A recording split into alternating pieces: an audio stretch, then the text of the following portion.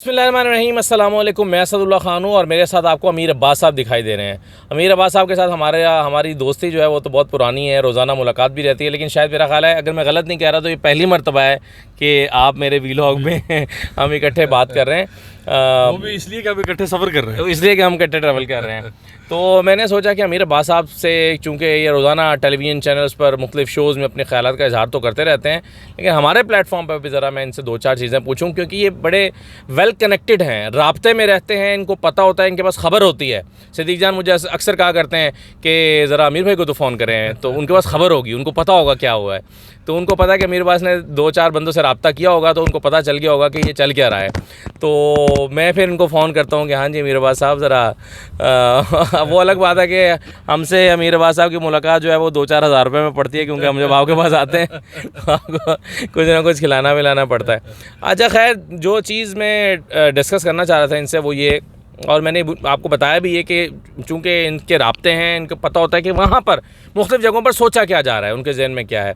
तो अमीर अब्बास साहब, मुझे एक तो ये बताएं कि पिछले एक महीने का जो सबसे पहले, यानी DGI-SPR की प्रेस कॉन्फ्रेंस से पहले तक का जो बड़ा मौजू था ना, पिछले 20-25 दिन में, मेरे ख्याल में वो ये था कि मुज़ाकरात हो रहे हैं, नहीं हो रहे, मुज़ाकरात किससे होने हैं। मुझे ऐसा लगता था मुज़ाकरात का माहौल बन रहा है। इरफान सिद्दीकी कह रहे थे सेनेट में, आओ हाथ मिलाओ, हम हाथ मिला बढ़ा रहे हैं, आप हाथ मिला लें। पार्लियामेंट में भी लोग कह रहे थे कि सियासी जमातों से बातचीत करें। PTI वाले कह रहे थे कि नहीं, हम तो इस्टेब्लिशमेंट से करेंगे। तो लेकिन DGI-SPR की प्रेस कॉन्फ्रेंस में पता चला कि मुज़ाकरा तो होने ही नहीं है। अगर फ़ौज ने नहीं करना है तो हुकूमत की तो ज़रूरत ही नहीं हो सकती। तो ये चैप्टर ही ख़त्म हो गया बातचीत वाला।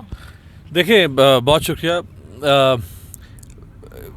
इमरान खान के सारे मुखालिफ, मैं किसी का नाम नहीं ले रहा, सारे मुखालिफ, सारे में सारे, उन सब मुखालिफिन ने इमरान खान को मार के फेंक दिया था। वो अपनी तरफ से इमरान खान को मार के फेंक के आ गए, दफना के आ गए। इमरान खान कब्र में से कफन फाड़ के बाहर निकला है। इनके वहमो गुमान में भी नहीं था कि जिसको पुलिस मारेगी, इस्टेब्लिशमेंट मारेगी, एंटी करप्शन मारेगी, नैब मारेगी, FIA मारेगी, हुकूमत मारेगी, मीडिया मारेगा, सब मिलकर मारेंगे, तो वो तो सर्वाइव ही नहीं कर सकता। तो इन्होंने कहा कि हमारा हाथ तो अब रहेगा इमरान खान के ऊपर, और इमरान खान को फिर नाक से लकीरें खींचनी पड़ेगी। जब 9 मई के बाद इमरान खान को सुप्रीम कोर्ट से ज़मानत मिली, तो उन्होंने ज़मान पार्क हम कुछ साथियों को बुलाया, तो मैंने वहाँ उनसे सवाल किया कि आप तो अंदर थे, आपको अंदाज़ा नहीं है कि पीछे क्या हो चुका है? क्या आपको अंदाज़ा है? तो ये तो आपको माफ़ी मांगनी पड़ेगी। अब माफ़ी की बात हो रही है। मैंने कहा आपको माफ़ी मांगनी पड़ेगी। तो इमरान खान साहब के जो अल्फाज थे, कोट एंड कोट, कि अगर कोई ये समझता है कि इमरान खान किसी के पाँव पकड़ेगा तो पाँव तो मैं नहीं पकड़ूंगा। ये इशारा उनका इस्टेब्लिशमेंट की तरफ था। तो पाँव तो मैं नहीं पकड़ूंगा, और वो आप देख रहे हैं कि वो पाँव नहीं पकड़े जी। आज जब इस्टेब्लिशमेंट ने, रियासत ने, हुकूमत ने, इन सब ने देखा कि इमरान खान ने तो कम बैक किया है, 8 फरवरी के इलेक्शन के बाद इसने कम बैक किया है, और 2/3 ताकत के साथ कम बैक किया है। और खैबर पख्तूनख्वा में तो 3/4 ताकत जी, 2/3 से भी ज़्यादा। तो अब इमरान खान में भी कुछ सीटें आगे पीछे हुई हैं, नूर आलम खान वगैरह। हाँ, वो खैर वो हमारे दोस्त हैं नूर आलम खान साहब, लेकिन रियायती नंबर देना चाहते हैं। नंबर में देना चाह रहा हूँ। बहुत सारी सीटें हैं जिनका मैं, आप समझ लेंगे, मैं खुद गवाह हूँ। मतलब मैं इस हद तक आपको बता सकता हूँ कि मैं खुद गवाह हूँ कि वहाँ क्या हुआ है और कैसे हुआ है और किसने किया है। तो अब जब इन्होंने देखा कि इमरान खान तो पूरी ताकत से कम बैक हो गया, तो अब इमरान खान, देखे ना, जो ताकतवर होता है शराइत वो लगाता है जी।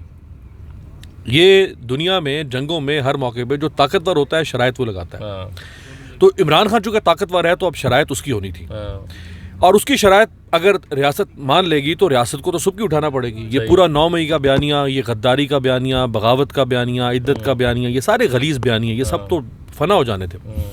तो अब फिर वो जो DGI-SPR ने कहा ना कि हम नहीं करेंगे मुज़ाकरात, और फिर कल आर्मी चीफ जब गए लाहौर गैरिजन दौरा किया, उन्होंने कहा कि कोई मुज़ाकरात नहीं हो सकते और इनको कैफरे करदार तक पर रहेंगे। ये इसलिए कहा जा रहा है क्योंकि इमरान खान से अगर मुज़ाकरात होंगे तो इमरान खान की शराइत मानना पड़ेगी। सही। आज इमरान खान इस्टेब्लिशमेंट पे हावी हो गया है, इसलिए अब इस्टेब्लिशमेंट को भलाई इसमें नज़र आई कि हम चूँकि मुज़ाकरात के मेज़ पर बैठेंगे तो हम तो सुरखरू नहीं हो सकते, तो बेहतर है कि हम मुज़ाकरात से ही विड्रॉ कर लें। नहीं, लेकिन ये डेडलॉक मसले का हल तो नहीं है शायद। फिर कैसे बात आगे बढ़ेगी? बात तो फिर 1.5 साल 2 साल से हम जहाँ खड़े हैं, और बिलखुसूस 9 मई के बाद से, वैसे तो मैं समझता हूँ कि सारी कशीदगी 9 मई के बाद नहीं हुई। कशीदगी का आगाज़ तो मेरे ख्याल में उससे बहुत पहले हो गया था, और मैं इस कहानी का आगाज़ देखता हूँ 25 मई से, 25 मई 2022 से, क्योंकि उस वक्त जब लोगों के घरों में घुसे थे उस वक्त कोई 9 मई नहीं हुआ था। राना सनाउल्लाह ने कहा था कि ये हकीम राना सनाउल्लाह, PMLN वाले कहते हैं ये आपको ऐसा सबक सिखाएगा, इलाज करेगा, और हकीम राना सनाउल्लाह ने फिर जो किया, और उसमें ज़ाती तौर पर मैं समझता हूँ कि लोगों के घरों में घुस के, और फिर एक यानी बच्चों एक बच्ची 13 साल की बच्ची को भी एक एहलकार ने थप्पड़ मारा था, और फिर कई लोगों के घरों में आप घुसे, कारकुनों को सिर्फ उठाने के लिए कि लॉन्ग मार्च ना करें, तो चार दीवारी का तकद्दुस वहाँ पामाल होना शुरू हो गया था। उसके बाद फिर बहुत कुछ हुआ, फिर अरशद शरीफ हुआ, फिर ज़िल्ले शाह हुआ, फिर ज़मान पार्क में गिरफ्तारी की कोशिशें हुई, तो एक दर्जा हरारत बहुत बढ़ गया हुआ था। तो ये कहानी का आगाज़ तो बहुत पहले से, तो ये 2 साल से जो कुछ चल रहा है, हमें लगता था कि 8 फरवरी के बाद चीज़ें बेहतर होंगी, तो डेडलॉक की सूरत तो आज भी बरकरार है। फिर देखिए, नेल्सन मंडेला ने कहा था कि the level of resistance is decided by the level of operation. मुज़ाहमत जुल्म के हरबों के मुताबिक की जाती है। मुज़ाहमत का तय्युन होगा जुल्म के तय्युन से। अगर जुल्म ज़्यादा होगा तो मुज़ाहमत ज़्यादा होगी। और ये वो नेल्सन मंडेला है, ये आपके देखने वालों के लिए नई बात मैं बता रहा हूँ। पूरी दुनिया आज नेल्सन मंडेला को मुत्तफिक का आला है, लीडर है ना, पूरी दुनिया एहतराम करती है। ये वो नेल्सन मंडेला है कि जिसने जब स्याह फामों के हुकूक की जद्दोजहद शुरू की, जिसको आज एम्बेसडर ऑफ पीस और अक़वाम मुत्तहिदा नेल्सन मंडेला डे बनाती है, इसने अफ्रीकन नेशनल कांग्रेस जो इसकी पार्टी थी, इसने उस पार्टी में एक आर्म्ड विंग, एक मिलिटेंट विंग बनाया था। उस मिलिटेंट विंग का नाम था उमखोंटो इसीजवे। इसने जो अपने हुकूक की जद्दोजहद की वो पुरअमन तरीके से नहीं की, इसने बाकायदा तौर पे मिलिटेंसी के जरिए से मुतशद्दिद रास्ता इख्तियार करके, इसने तशद्दुद का रास्ता इख्तियार करके इसने स्याह फामों के हुकूक की जद्दोजहद की। जब जुल्म हद से बढ़ जाता है तो फिर तशद्दुद उसका नतीजा है, उसके बतन से पैदा होता है। ये हो ही नहीं सकता, ये मुमकिन ही नहीं। ये जहालत है जो बैठ के सुकरात बुकरात जाली दानिश्वर बैठ के ऑल फॉल खराफात लोगों के सामने बकते हैं कि जी ये एक फरीक मारे जाए और दूसरा फरीक जो है वो, अब मैं नामुनासिब मिसाल ही देता, लेकिन दूसरा फरीक जो है वो आगे से माई बाप और मारे। ये नहीं हो सकता। तो ये जो आपने जिसका इशारा दिया, 9 मई की बात आप करते हैं, तो 9 मई से पीछे पूरा एक साल है, 10 अप्रैल 2022 से लेके 8 मई 2023 तक का। उसमें 25 मई को जो लॉन्ग मार्च से पहले इमरान खान जो लॉन्ग मार्च स्ट्रगल कर रहा था, क्या मौलाना फजल रहमान ने लॉन्ग मार्च नहीं किया 2019 में? क्या नवाज शरीफ ने लॉन्ग मार्च नहीं किया था 2017 में डिस्क्वालिफिकेशन के बाद? क्या बिलावल भुट्टो सरदारी ने लॉन्ग मार्च नहीं किया इमरान खान के दौर में? मैं उस दिन कश्मीर हाईवे पर मौजूद था, अभी यकीनन कहीं ना कहीं इस्लामाबाद में होंगे। मैंने कवर किया, मैं तो पेशावर से आ रहा था साथ। आपने कवर किया, मैं उस कश्मीर हाईवे पे श्रीनगर हाईवे जिसे हम कहते हैं, मैं उस पर खड़ा होकर देख रहा था कि कुछ लोग जो हैं वो बुजुर्ग 70 साल 75 साल के खूब बुजुर्ग जोड़े, यानी मियाँ बीवी आए हुए हैं, खड़े हुए हैं, देख रहे हैं कि जी अभी काफ़िला आना है, वो वहाँ से आ रहे हैं, पेशावर से आ रहे हैं, हम यहाँ पर उनका इस्तकबाल करेंगे, और उन पर आंसू गैस के शेल किए गए। और मैं देख रहा था कि उन बुज़ुर्गों को समझ नहीं आई थी, बेचारों को, एक दूसरे के आंसू साफ़ कर रहे थे, एक दूसरे को तसल्ली दे रहे थे, एक दूसरे की आंखों में पानी डाल रहे थे। तो मैं सोच रहा था कि ये तो पूरा हम जद्दोजहद करने के लिए आए हैं, अपने सियासी नज़रियात का इजहार करने के लिए, इनको क्यों मारा जा रहा है? मैंने खुद आंसू गैस की शेलिंग मोटरवे पे भी बर्दाश्त की और जना एवेन्यू पे भी। इतनी शदीद शेलिंग हमने इससे पहले भी लॉन्ग मार्चेस में देखी, लेकिन ऐसी शेलिंग मैंने बर्दाश्त थी, मेरे साथ यही हुआ, तसव्वुर नहीं कर सकते हैं।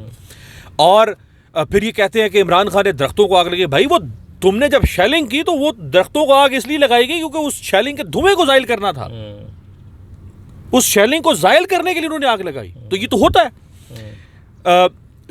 जब इमरान खान इस्लामाबाद मोटरवे से कश्मीर हाईवे, जिसको अब कहा जाता है श्रीनगर हाईवे, जब उस पर उतरे तो हम उनसे आगे आगे थे और इमरान खान का काफिला हमसे पीछे था। ये जो आपने बात की, अब मंजर देखिएगा। जब इमरान खान ने इस्लामाबाद में एंटर होने वाले थे तो इस्लामाबाद के दोनों अतराफ से, श्रीनगर हाईवे के दोनों अतराफ पे, दोनों अतराफ की जो आबादियाँ हैं, जी सेक्टर, एच सेक्टर, रात 2 बजे का मंजर आपको बता रहा हूँ। दोनों तरफ से असद साहब लाखों की तादाद में लोग, बच्चे, रात 2 बजे बच्चे 4 साल 5 साल से लेके घरेलू खवातीन, फैमिलीज, ये वो लोग नहीं थे जो पीटीआई के एक्टिविस्ट थे, अवाम दोनों सेक्टर की। और मेरे ज़हन में उस वक्त वो इमेज आया कि जैसे कोई फातेह किसी शहर के दरवाजे को खोल के उस शहर की फसील को हटा के उस शहर में दाखिल होता है। वो और ये तब की बात है कि जब उनकी हुकूमत, जिसको अनपॉपुलर समझा जाता था, गए हुए सिर्फ 1 महीना हुआ था। 1 महीना हुआ था। तो और उससे पहले इन्होंने 3 दिन पहले लोगों के घरों में, पंजाब में, चूंकि जब आप कोई पॉलिटिकल मूवमेंट शुरू करते हैं तो आपकी जो तंजीमी ओहदेदार होते हैं डिस्ट्रिक्ट यूनियन काउंसिल तहसील लेवल पे, वही पार्टी को मुतारिक करते हैं, तो मोबिलाइज करते हैं। पंजाब में इन्होंने लोगों के घरों पर रेड किए। वो बहावलपुर में याद है आपको, एक खातून अपनी बेटी के साथ अपने घर के पोस्ट में खड़े होकर, उसकी वीडियो है जिसमें उसकी बेटी बता रही है कि मुझे थप्पड़ मारे। मैं उसी की बात कर रहा था और मैं उससे इतना हर्ट हुआ था, मैं ज़ाती तौर पर भी। हमारे भी बच्चे हैं, क्योंकि मैं ये सोचता हूँ यार, को हमारे बच्चों को घुस के घर में मारे तो आप क्या, आप हमसे कहेंगे कि हम रियासत के साथ माफ़ी मांगे, हम रियासत के साथ मुज़ाकरात करेंगे, हम क्या करेंगे? हमारे अंदर एक खुदकुश, ये फितरी बात है। तो इन्होंने जो जुल्म की कहानी, फिर आप देखें इमरान खान बैठा हुआ जमान पार्क, रज़ाक शर एक वकील कोयटा में कत्ल होता है, उसकी कत्ल की एफआईआर में, एयानत कत्ल में, ऊपर पीपल्स पार्टी की हुकूमत है जिसके अपने माई बाप जुल्फ़िकार अली भुट्टो को एयानत कत्ल में सजाए मौत दी गई। उस पीपल्स पार्टी की नाक तले दफ़ा 109 में इमरान खान को नामजद किया गया। तो वहाँ पे जब शहबाज शरीफ का वफ्द गया मदीना मुनव्वरा, तो वहाँ पे नारे लगे। तौहीन मस्जिद नबी का मुकदमा इमरान खान पर दर्ज हो गया। इमरान खान यहाँ बैठा हुआ है। गद्दारी, बगावत, दहशतगर्दी, जिना, इद्दत, एक 55-60 साल खातून जो अब ग्रैंड मदर है, उसके आपने हैज़ और निफास के मसले अदालतों में डिस्कस किए, सिर्फ उसके आसाब को तोड़ने के लिए। उस पर अखलाकी हमले आपने किए। आप कहते हैं ये 9 मई, भाई 9 मई से पहले पूरी कहानी है, दास्तान है। ये किसी के साथ भी हुआ होता वो फटता। उसने एक ना एक दिन अपने आप को रिटेलिएट करना था, तो लोगों ने रिटेलिएट किया। तो आप ये ना देखें कि 9 मई पे लोगों ने क्या किया, आप ये भी देखें कि 9 मई से पहले हुआ क्या है। वो पूरी तारीख है। इसके बावजूद मैं ये कहना चाहता हूँ कि इसके बावजूद ये नहीं होना चाहिए था। इसकी तारीफ नहीं कर रहा। ये नहीं, ये जस्टिफिकेशन नहीं है। मतलब ये कि इसके बावजूद आप जाएं किसी घर में घुस जाएं, ये किसी मतलब कोर कमांडर हाउस हो, जिना हाउस हो, किसी के घर में नहीं घुस सकते थे, मुजस्मे नहीं तोड़ सकते थे, लेकिन वो भी नहीं होना चाहिए था जो पहले हुआ। अब देखिए जो इमरान खान के साथ हुआ ना, एग्जैक्टली वो मोहतरमा फातिमा के जना के साथ हुआ। एग्जैक्टली जब अयूब खान ने 7 अक्टूबर 1958 को वज़ीर आज़म फ़िरोज़ खान नून को और दस्तूर साज असम्बली को बरतरफ़ किया, और सिकंदर मिर्ज़ा ने बरतरफ़ किया, और फिर सिकंदर मिर्ज़ा ने अयूब खान को मार्शल लॉ एडमिनिस्ट्रेटर लगा दिया। तो अयूब खान ने 13 दिन के बाद सिकंदर मिर्ज़ा को फारिग कर दिया और दूसरा सदर बन गया पाकिस्तान का। अब उसने 1965 में सदारती इंतखाबात करवाए। जब एक तरफ अयूब खान जो रियासत का उम्मीदवार है, खुद सदर है, खुद आर्मी चीफ है, चीफ मार्शल लॉ एडमिनिस्ट्रेटर है, खुद ही उम्मीदवार है, तो जो अपोजिशन जमातें थी, जैसे अभी अलायंस बना, उन अपोजिशन जमातों में शेख मुजीबुर रहमान की जमात, उनमें खान अब्दुल वली खान की नेशनल अवामी पार्टी नैप, जो बाद में बंद की भुट्टो साहब ने, आज ANP के नाम से है, उसमें मौलाना भाषानी बांग्लादेश से, उसमें जमात इस्लामी मौलाना मौदूदी, उसमें काउंसिल मुस्लिम लीग, उसमें ख्वाजा नाज़मुद्दीन, चौधरी मोहम्मद अली, बेशुमार सरकर्दा शख्सियात। इन सब ने जब अयूब खान के ख़िलाफ़ अलायंस बनाया, उन्होंने कहा कि हम अयूब खान के मुकाबले में किसको खड़ा करें। वो देखें ना, बांग्लादेश ईस्ट वेस्ट पाकिस्तान बहुत बड़ा मुल्क था, बहुत बड़ा, पूरा एक बर्रे सगीर था। कौन खड़ा किया जाए अयूब खान के मुकाबले पे? तो तय पाया कि जी फातिमा जना को खड़ा किया जाए। कुछ तो शर्म आएगी ना इस कौम को कि हम बानी पाकिस्तान की बहन उसके मुकाबले पे है। फातिमा जना किनारा कशी इख्तियार कर चुकी थी सियासत से। उन्होंने कहा ये इन्होंने मेरे भाई और उसके दीवे पाकिस्तान के साथ क्या किया, वो पीछे हट गई थी। इनके इसरार पे वो सियासत में आई, वो अपोजिशन की मुत्तफ़िका उम्मीदवार थी। आज इमरान खान अपोजिशन का मुत्तफ़िका उम्मीदवार है। आज आप देखें महमूद खान अचकज़ई इमरान खान के लिए आवाज़ उठा रहा है, मौलाना फजल रहमान इमरान खान के लिए आवाज़ उठा रहा है। सरदार अख्तर मेंगल जिसने छोड़ा इमरान खान को वोट ऑफ नो कॉन्फिडेंस में, ये सरदार अख्तर मेंगल इमरान खान के इत्तेहादी थे, आज वो इमरान खान के लिए आवाज़ उठा रहा है। जब मोहतरमा फातिमा जना को खड़ा किया गया तो अयूब खान ने गद्दार का फातिमा जना, इंडियन एजेंट का फातिमा जना, रॉ का एजेंट का फातिमा। आज इमरान खान को क्या कहा जा रहा है? गद्दार, मुल्क तोड़ रहा है, साजिश कर रहा है, अमेरिका के साथ ताल्लुकात ख़राब कर रहा है। असद साहब, मोहतरमा फातिमा जना ढाका जाती हैं जलसा करने के लिए। जब वो ढाका पहुंचती हैं, उस ज़माने में देखें ना सोशल मीडिया, ना आप कैंपेन कर सकते हैं ना किसी को बता सकते हैं। 2.5 लाख लोग, छोटी सी आबादी थी उस वक्त 1958 में, 2.5 लाख लोग उस वक्त फातिमा जना के इस्तकबाल के लिए ढाका आए। ढाका से वो चिटागोंग जाती हैं, तकरीबन 300 मील का सफ़र तय किया, 10 लाख लोग रास्ते में थे। अयूब खान क्या कर रहा था यहाँ बैठ के? साजिश, महलाती साजिशें, जोड़ तोड़, ऑपोजिशन को खरीद रहा था, केसेस बना रहा था। फातिमा जना अवाम में निकल के मकबूलियत हासिल कर रही थी। और 22 घंटे जिस ट्रेन पे फातिमा जना सफ़र कर रही थी, वो अपने वक्त से 22 घंटे लेट पहुंची, क्योंकि जिस स्टेशन पर रुकती थी लोग जंजीर खींच देते थे, जंजीर खींचते थे और फातिमा जना को खिताब करना पड़ता था। अयूब खान क्या कर रहा था? लोगों के पाँव में जंजीरें डाल रहा था। तो अमीर अब्बास साहब, फिर इन तारीख़ी वाक़या से, खैर हम तो तारीख़ से सीखते नहीं हैं, हमने कभी भी नहीं सीखा, लेकिन अब होगा क्या? अब इसको मतलब आप क्या देख रहे हैं कि इसका अंजाम क्या होगा? वो जो फातिमा जना का हुआ था, देखें ना, वो अंजाम तो कर दिया ना इन्होंने, अंजाम तो कर दिया। अब जिसको अल्लाह रखे उसे कौन छके। अगर अभी तक इमरान खान की ज़िंदगी है, वरना उसके ऊपर आप देखें ना, उम्र कैद की सज़ा तो उसको आपने दे दी। 14 साल की सज़ा हुई है ना ये तोशा खाना में, 14 साल। रियासत ने अगर ये तय कर लिया कि इमरान खान है ही नहीं हमारे किसी आदाद शुमार में, तो क्या ये हिकमत अमली चल सकती है? किसी ने ना इमरान खान के बारे में एक अल्फाज इस्तेमाल किए हैं, किसी ने, बड़े सख्त अल्फाज हैं मेरे लिए। मैं इमरान खान के जो सुनने वाले लोग अगर आपको सुन रहे हैं, उनको पसंद करने वाले, मैं उनसे माज़रत के साथ ये अल्फाज अदा कर रहा हूँ। आप पूछ रहे हैं कि क्या होगा, तो मैं नहीं कहना चाह रहा था ये, वो मुझे खुद दुख होता है कि मैं ऐसे अल्फाज कहूँ। अगर आप ना कहें, बस सख्त तरीन अल्फाज का इस्तेमाल किया गया, सख्त तरीन इमरान खान के बारे में, और वो अल्फाज सुन के लगता है कि शायद वो इमरान खान कहीं है ही नहीं किसी। तो देखें, किसी किस्म की कोई रियायत इमरान खान को नहीं दी जाएगी, किसी किस्म की। मैं अभी पाकिस्तान से बाहर था 2-2.5 माह, बेल्जियम, जहाँ ब्रसल्स में यूरोपीय यूनियन की पार्लियामेंट में, वहाँ गया। मैं वहाँ पॉलिटिशियन से मिला। मेरे लिए हैरत की बात थी कि ये मुल्क तो जमहूरियत के, ह्यूमन राइट्स के चैम्पियन है, इलेक्शन के चैम्पियन है, तो ये क्यों नहीं आवाज़ उठा रहे आज पाकिस्तान में जो हो रहा है। मैं नॉर्वे के कैपिटल में गया, वो दूसरा बड़ा मुल्क है स्कैंडिनेवियन, और 4-5 यूरोपीय मुल्कों में गया, अमेरिका गया। मैं जहाँ पे, मैं ये बात आपको इसलिए बता रहा हूँ, मैं जहाँ गया कोई इमरान खान के लिए आवाज़ नहीं उठा रहा था। तो मैंने वहाँ के लोकल लोगों से, पाकिस्तानियों से जो वहाँ कनेक्टेड हैं, उनसे पूछा कि ये क्यों बात नहीं कर रहे। तो उन्होंने कहा ये सब खामोश है। जब हम इनसे पूछते हैं क्यों बात नहीं करते, कहते हैं उनका इंटरनल मैटर है। समझें कि जो कुछ यहाँ हो रहा है ये या तो बाहर की ईमा पर हो रहा है, या बाहर की सरपरस्ती पर हो रहा है, या उन्होंने कहा कि तुम करे जाओ, हम चुप रहेंगे, हम इसमें कोई रुकावट नहीं डालेंगे, तुम ठोको, तुम इसको मारो, तुम इसको तुन के रखो। तो ये बहुत ग्रेट गेम है जिसके डॉट्स अब हम चीज़ों को देख के करेक्ट कर सकते हैं।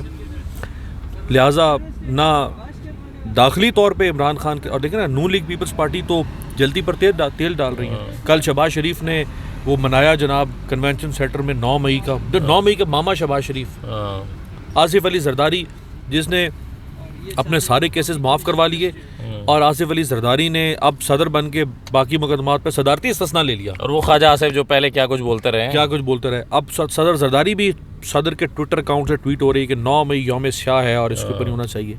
तो ये तो फ़ौज को, इमरान खान को आपस में लड़ा के, जो गोरे की पॉलिसी थी डिवाइड एंड रूल, कि इनको आपस में लड़ाओ और ख़ुद इक़्तिदार एंजॉय करो, वही हो रहा है ना 20 महीने से।